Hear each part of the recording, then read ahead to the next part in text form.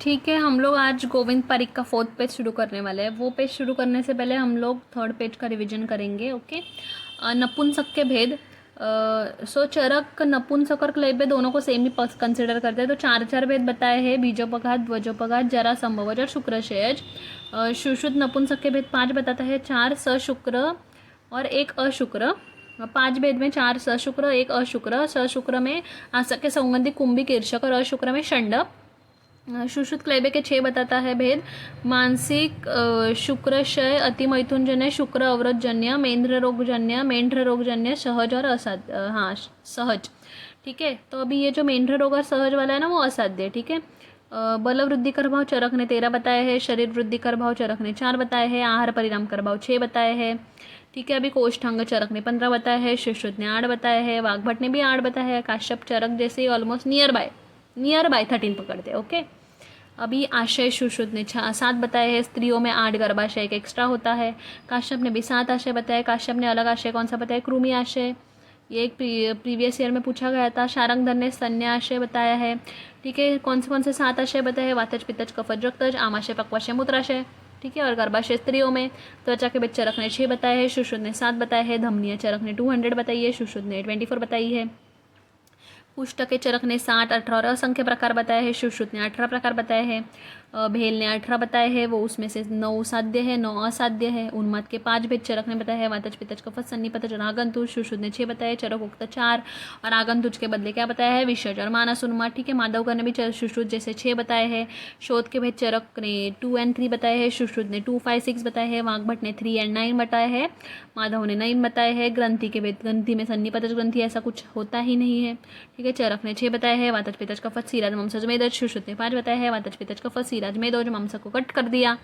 वाग्भट ने 9 बताए हैं। चरक उक्त 6 प्लस अस्थिज, व्रणश, रक्तज। ठीक है।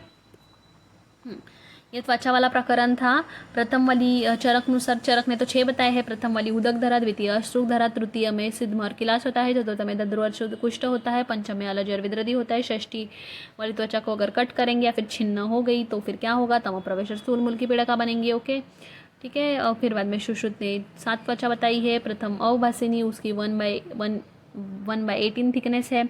सर्ववर्ण व छाया की प्रकाशक होती है। सिद्म, पद्म व कंटक ये व्याधि का अधिष्ठान होता है। द्वितीय लोहिता 1/16, तिल का लखन अच्छे व्यंग। तृतीय श्वेता 1/12, चर्मदलाज कलिका मशक। चतुर्थ ताम्रा 1/8, विविध किलासन कुष्ठ। पंचम वेदिनी 1/15, कुष्ठान विसर्प। षष्ठी रोहिणी, इसमें ये व्रीहि प्रमाण की होती है, मतलब एक व्रीहि प्रमाण की होती है। ग्रंथि अपजय अर्बुद श्लीपद गलगंड। 7 वाली होती है वंशधरा होती है, वो 2 व्रीहि की होती है। भगंदर, विद्रदी, अर्श, अधिष्ठान। कुष्ठ जो होता है वो हमारी वेदिनी में भी होता है, ताम्रा में भी होता है। ठीक है, अभी हम लोग नेक्स्ट पेज स्टार्ट करेंगे, 4th पेज। ओके।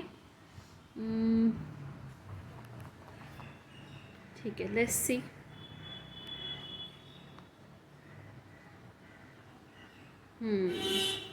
ये साइड में जो गंदगी है उसको इग्नोर कर दो। वृद्धि के भेद। हाँ, तो मैंने बोला था ना लास्ट इसमें कि इसमें थोड़े से सुश्रुत के जो इंपॉर्टेंट टॉपिक्स है वो आ रहे हैं अभी। तो ये वृद्धि है। लास्ट पेज में ग्रंथि आया था ना, अभी वृद्धि। वृद्धि मतलब हम लोग इसको सिंपली देखेंगे तो हर्निया, हाइड्रोसिल, ये वाले पार्ट पे हम लोग कंसिडर कर सकते हैं। ठीक है, कंपैरिजन करना गलत है एक्चुअली, बट ठीक है, कंसिडर कर सकते हो आप। चरक ने 3 बताए हैं: व्रग्न, मूत्र और मेदोज वृद्धि।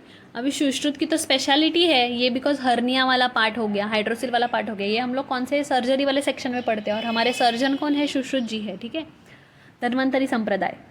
तो फिर सुश्रुत ने 7 वृद्धि के भेद बताए हैं: वातज, पित्तज, कफज, रक्तज, आंत्रज, मूत्रज और मेदोज। ठीक है, आंत्र वाली जो होती है, मतलब जो हमारा हर्निया होता है, इंटेस्टाइन का जो एब्डोमिनल प्रेशर जब इंक्रीज होता है तो फिर हर्निएशन होता है। हमारा जो इंटेस्टाइन का पीस है वो हर्निएट हो जाता है, तो उसको असध्य कंसिडर किया है। और मेदज वाली वृद्धि है ना, उसको वो लोग ने ताल फल प्रकाश होती है। इस पे क्वेश्चन आ सकता है, बहुत बार ऐसे पॉइंट्स पे क्वेश्चन आता है कि हाँ ये किसके सदृश है। अर्शा में भी है ना टाइप्स की, हाँ ये किसके सदृश है। तो फिर ये वाला हम लोग मेदज वाला ताल फल प्रकाश की तरह होता है। ओके। हाँ, श्लीपद। ओके, अभी श्लीपद में चरक ने 1 बताया और सुश्रुत ने 3 बताए हैं। श्लीपद, वातज, पित्तज और कफज। श्लीपद अभी आया ही है, तो इधर हम लोग देखते हैं कि नित्यानंद रस श्लीपद में जो कल्प यूज़ करते हैं वो उसका अनुपान शीत जल है, नहीं तो मोस्टली अनुपान कौन सा होता है, उष्ण जल होता है अनुपान, राइट। आयुर्वेदिक मेडिसिन का हम लोग कंसिडर करते हैं, वो जो भल्लातक तेल वगैरह ना, जो उष्ण तेल, उनके अनुपान शीत जल होते हैं। अभी इधर नित्यानंद का भी अब याद रखो कि शीत जल अनुपान है, और शर्षप लेप करते हैं श्लीपद में, इधर आया है इसलिए बता दिया मैंने। अभी भंगंदर, चरक ने भगंदर का वर्णन किया नहीं है। सुश्रुत ने 5 बोले हैं और वाग्भट ने 8 भगंदर बोले। सुश्रुतोक्त प्लस 3 एक्स्ट्रा। अब ये कौन से हम लोग देख लेते हैं। अभी भगंदर कौन से है, ये सीक्वेंस में याद रखना है। शतपोना, कुष्ठगी व परिस्त्रवी, शंभु का व्रत और ऊन मार्गी, ये 5 जो है वो सुश्रुत वाले हैं, तो सीक्वेंस में याद रखोगे तभी आपको दोष अच्छे से याद रहेंगे कि वातज, पित्तज, कफज, त्रिदोषज और आगंतुज, ठीक है। अभी जो 3 वाग्भट ने एक्स्ट्रा बताया है, परिशेपी, रुजु और अर्श भगंदर, तो उसमें परिशेपी को क्या याद रखना है, वीआईपी परी। वीआईपी परी मतलब वात पित्त, आय से कौन सा दोष होता है, क्या नहीं होता है, मतलब वी और पी क्या, वातज और पित्तज।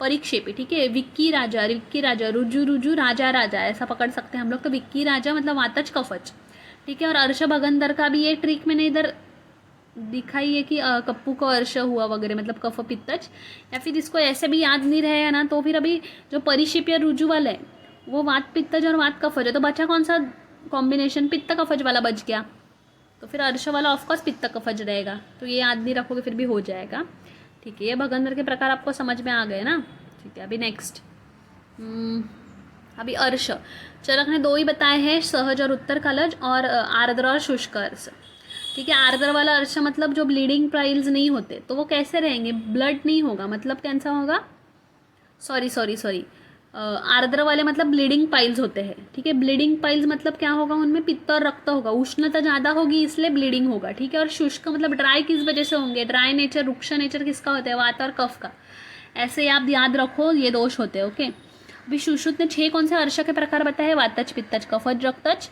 सन्निपातज और सहज अर्श, ठीक है।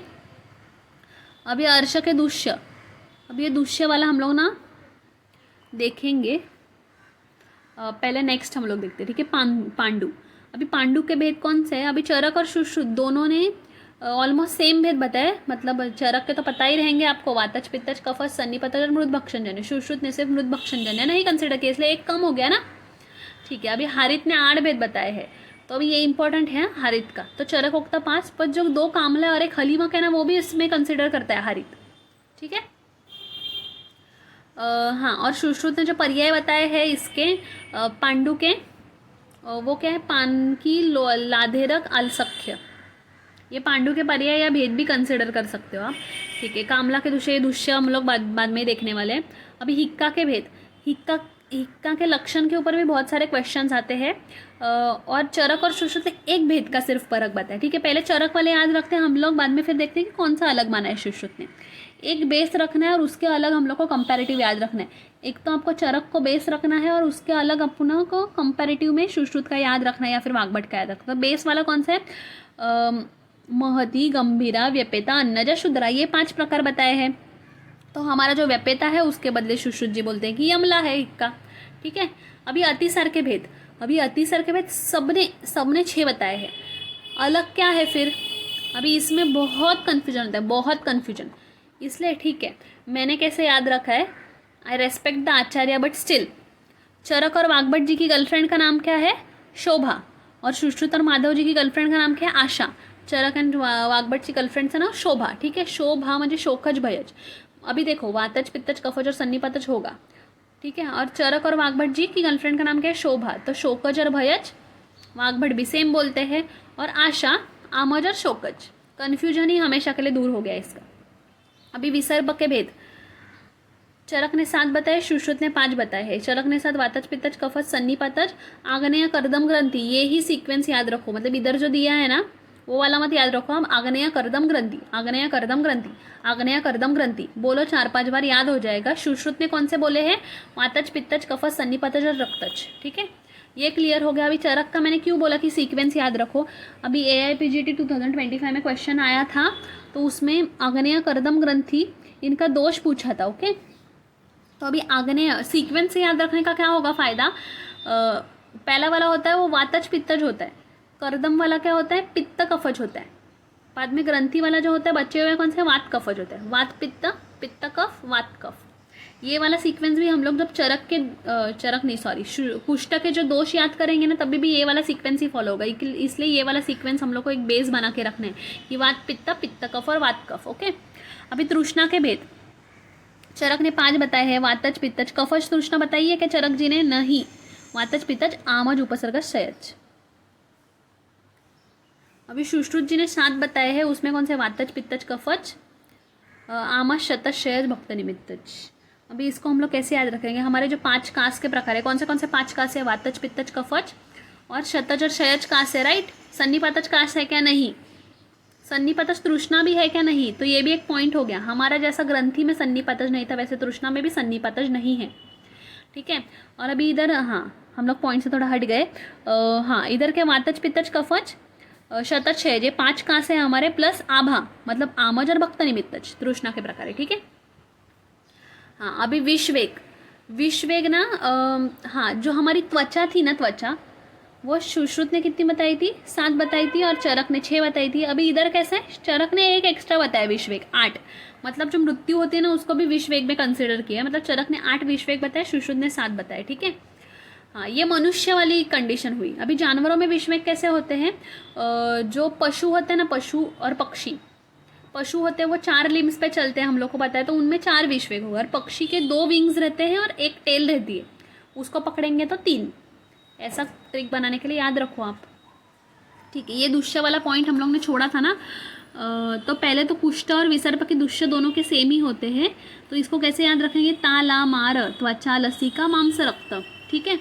और अभी अर्श, पांडु और कामला, इनके दुष्य, अर्श, पांडु और कामला के दुष्य के अभी चरक और सुश्रुत नुसार। सुश्रुत एकदम सॉर्टेड है, वो बोलते हैं कि हाँ कम दुष्य बताऊंगा मैं, ठीक है, ज़्यादा नहीं उसने दुष्य बताए हैं, उसने एकदम सिंप्लीफाई करके रखा है, ठीक है। अर्श के चरक क्या बोलते हैं? त्वक, मांस और मेद। पर सुश्रुत जी क्या बोलते हैं? नहीं, मेद नहीं मैं कंसिडर करूँगा, सिर्फ त्वक और मांस ही कंसिडर करूँगा, मेद तक पहुँचता ही नहीं है अर्श, ऐसा सुश्रुत जी बोलते हैं।